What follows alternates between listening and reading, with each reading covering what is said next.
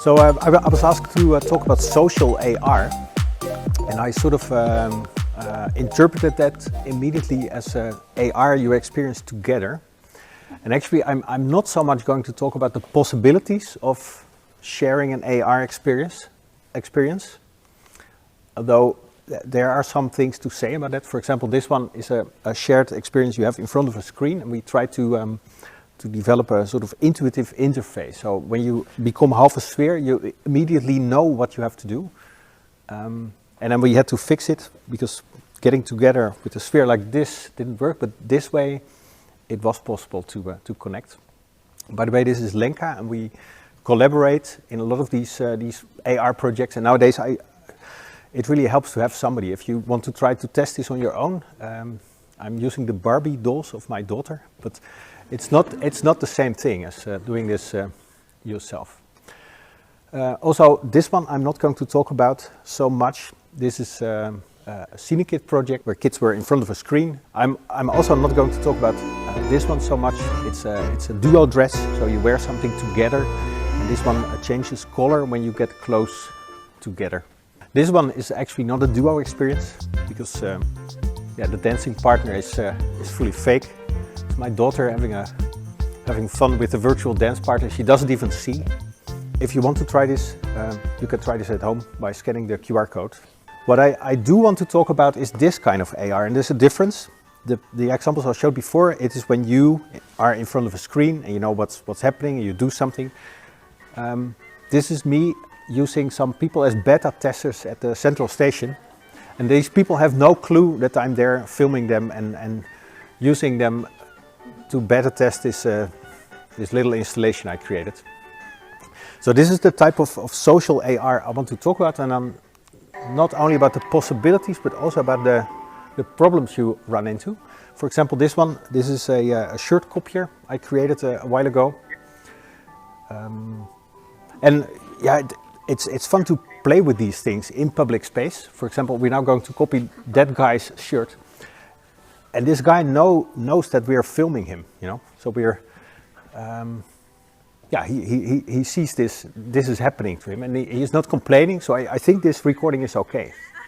But that is what you have to decide when you're using AR in public space. And I mean, our future is going to be augmented. So we're going to be living in an augmented future, and we have to make all these decisions on what to do.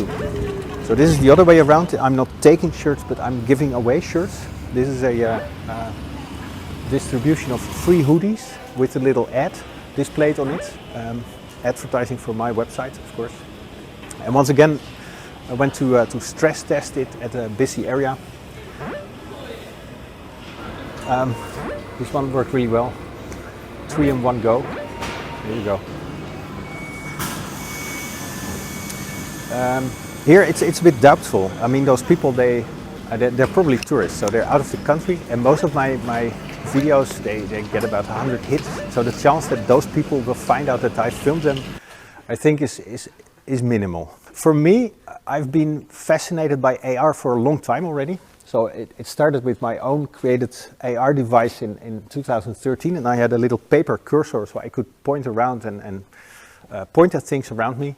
I printed a fake 3D Google Glass when Google Glass was not in the Netherlands yet. Only Scobel came with his real glass, and there were a lot of people with fake Google glasses, and mine was glow in the dark, which was even more cool than his glasses.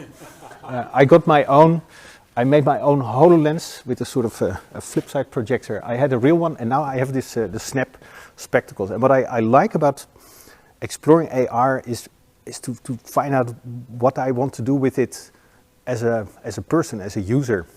So I'm not creating something for a company that company has to do it to use it for other users. No, it's me, the user. And especially the Snap, I like it because it's so lightweight and I can use it outside. And I do these experiments here. I was thinking of maybe developing a sort of a game where you create living life forms and they go up the escalator, and then you go the other side and you catch your own creation again. This could be a nice multiplayer game, maybe. It's not finished. It was, sometimes I have this idea and then I try it and the next day I have a new idea. I noticed that people sometimes find it a bit strange when I stand there with my glasses like that. So I found a solution. It's this one. I'm controlling this plane just with subtle head movements. So this is a way to be able to play things in your own AR universe without being the lunatic in the bus. You know. So here I'm having fun with this little plane, with just a bit like this. And the reason why I do that is that I find it important now that we make this this next era of wearables successful. We don't want to end up being banned like Google Glass was banned. People didn't like the device because it was a privacy thing, you know, you were filmed. And I actually solved that problem. I created an app that showed you all the security cameras, but it also showed you other people with Google Glass. So you just had to buy a Google Glass to know where the security risks were. Problem solved. But still, the device was banned, and I don't want to see the same thing happen again, because I just love making this. I just love living in a sort of semi-digital world. So it's important for me to fix these things.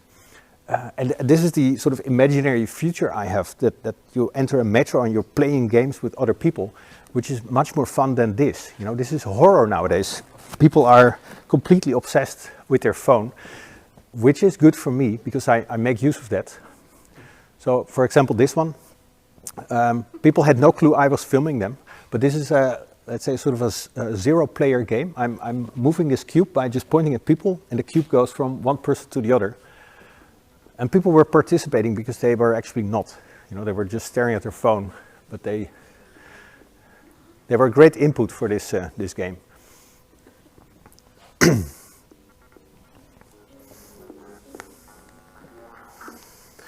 So I think when you do AR in public space, there's a few things that are relevant.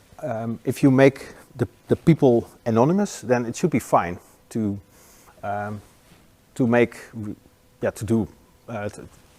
at least enjoy your own AR, to record them even.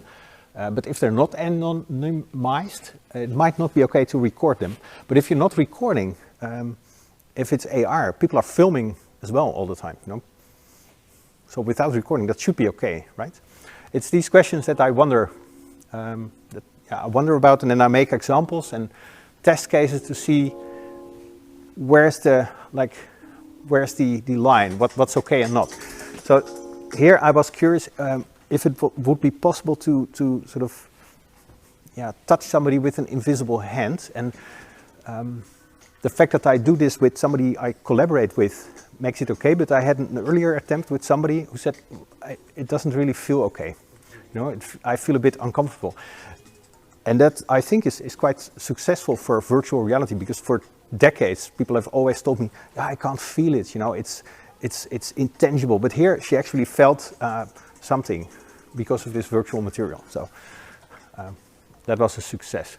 So I think it's also important that if it's a stranger, then this whole sort of set of rules apply. If it's not a stranger, then then all is fine. So here's the situation. People are anonymized and they're leaving coins. And all you have to do is just walk behind them to collect the coins. As you see, it's called Multi-Mario. So what do we think about this one? Acceptable or not? Acceptable, yeah. It's just slightly creepy, maybe, that somebody's following you with the phone, but still, I mean, technically, based on the flowchart, it's okay.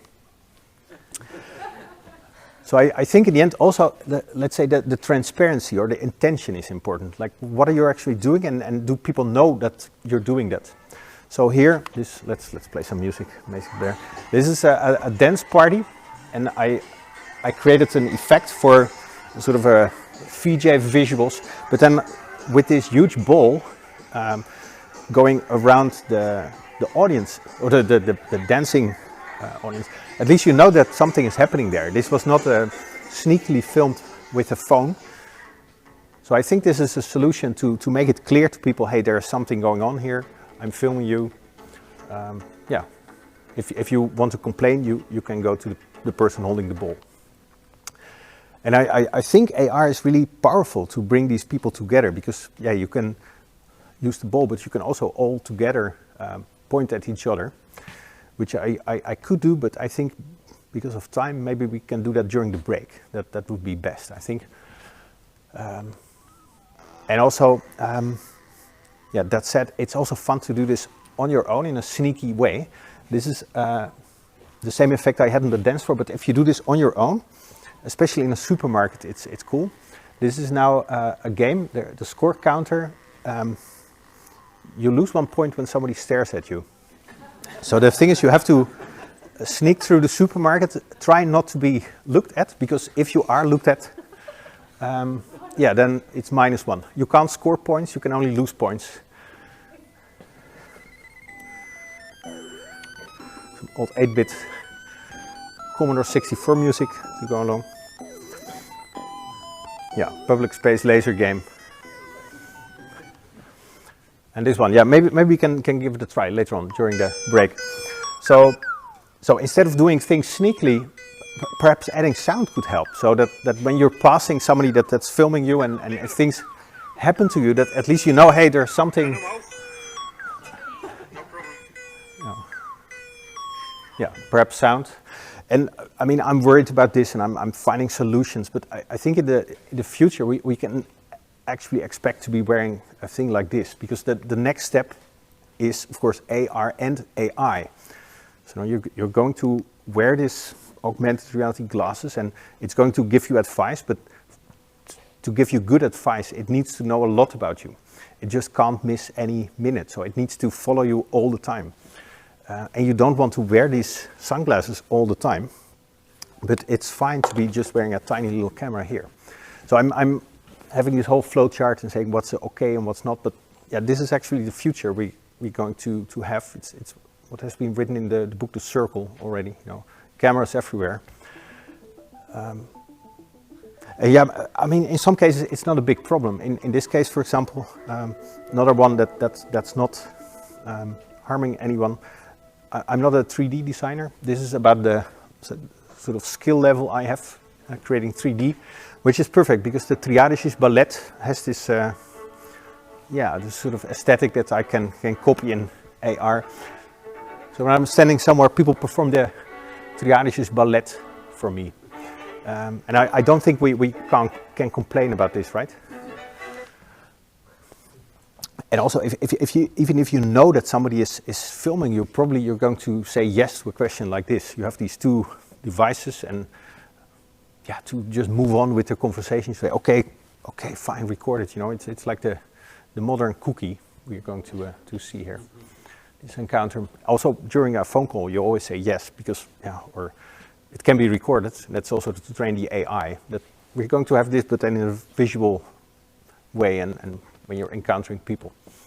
And maybe there could be some sort of technical solution, a sort of system where you are connected to a local area, and then it's defined what your glasses are going to see in what zones and what not. But yeah, this is one of those things that gets just 3 hits because everybody just doesn't get it yet. So I'm worried about things that are maybe a bit too far away. So these are the things that are fun to do. And it's another daughter of mine having fun on the trampoline. Again, I mean, it's not social because there's not 2 people there on the trampoline, but it's her and me filming her and having yeah, sort of a connection with her. I'm not staring at my phone. I do post these things on Reddit, and there you really get a very harsh feedback. So the top one is, so this implies that this would be used in public. Filming public is problematic, and this is somebody in the AR group that says so. But I think, I mean, the future of AR is public space. So a lot of these people seem to be there to only say that they don't want AR or something. I don't know. And here, pointing a camera at kids playing isn't a good idea, unless it's your own kid, which is the case. Another attempt I did with the coin collector.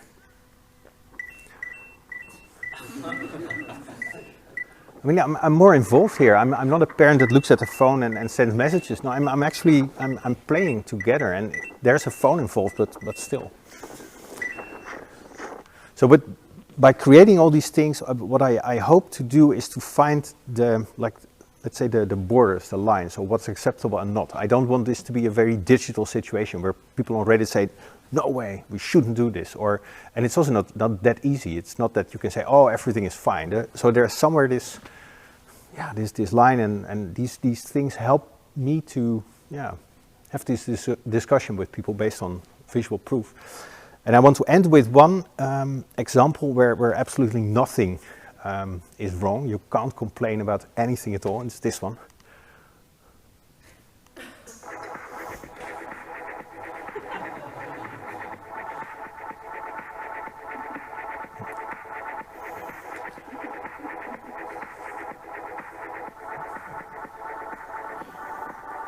Maybe it doesn't qualify as social as AR, but still, I thought it was a good way to end it like this. And it's very immersive, and it's also solving a lot of these problems you have with virtual fashion. With virtual fashion, you actually can't see your own virtual fashion. You have to look in some kind of mirror. Here you're seeing the real fashion, the real fabrics on you. So I think actually this solves a lot of problems at once, if you have the right body shape. And people started saying, oh yeah, problems, but still for me this worked quite well. Even here, not so good. All right, that was it. Thank you.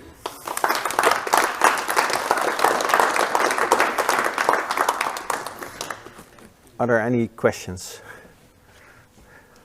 You had like a timeline of your augmented reality experience, and you made like your own in 2014. The first one. The first. How that worked? Yeah, it was a sort of a viewer for the iPhone 4. And you could put it on, and it was closed, and so I cut it in half, and I made one here, and then the Google Glass was attached with a zuignapje on a pad. So the phone was doing the AR calculation, and the display was here. And then I used, I think it was the Junaio app at the time, to track the image marker, and I could activate things around me like that. You've made many of these, and you see a lot of how people respond to it. Which things get the most sort of reaction or traction, or sort of what triggers people? I think actually the Mario one then sort of at Quatschevalt, you know, then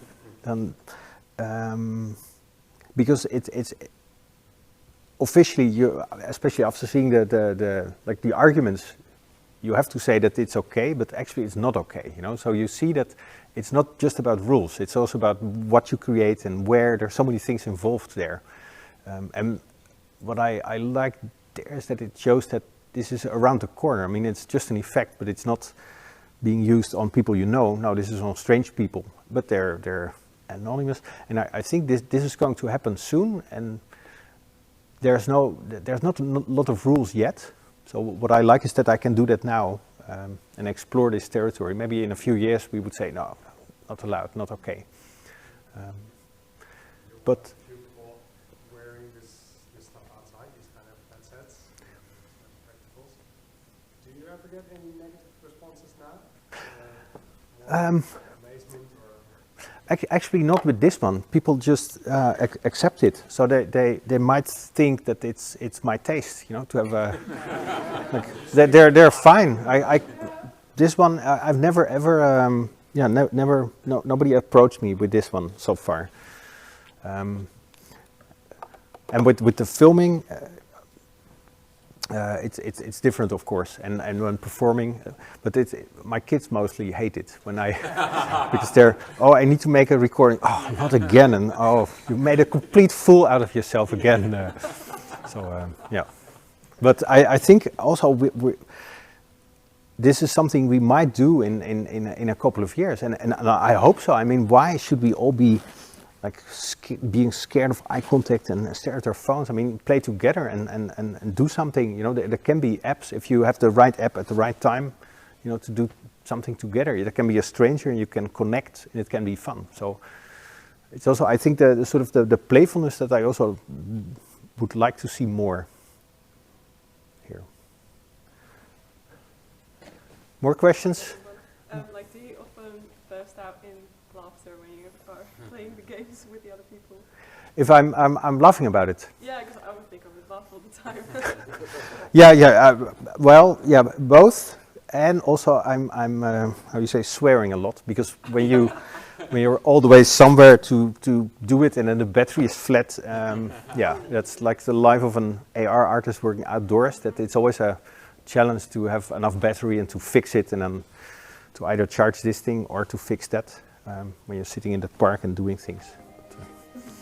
But when it works, it's quite yeah, amusing. Yeah.